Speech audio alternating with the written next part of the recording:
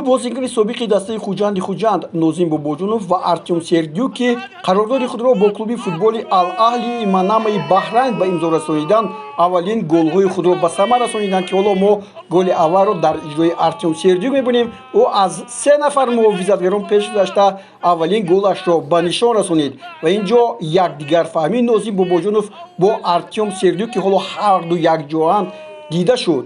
баъд аз ин дар дақиқаи 65-ум як хатогии футболбозони дастаи Ал-Аҳли ба он овард ки зарбаи ҷаримавӣ таъин шуд ва онро Солим Одил ба нишон расонид. бубинед ҷо муҳофизатгарон хуб кор накарданд ва зарба ҳам бисёр олӣ зада шуд.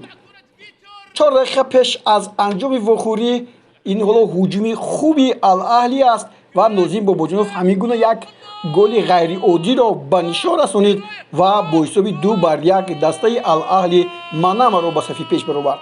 дастаи Ал-Аҳли то ҳанӯз 9 имтиёз дорад, баъди 10 дар ва дар зинаи ҳафтуми ҷадвали мусобиқот қарор дорад. дар чемпионати Баҳрайни мисли Тоҷикистон 10 даста ширкат менамояд.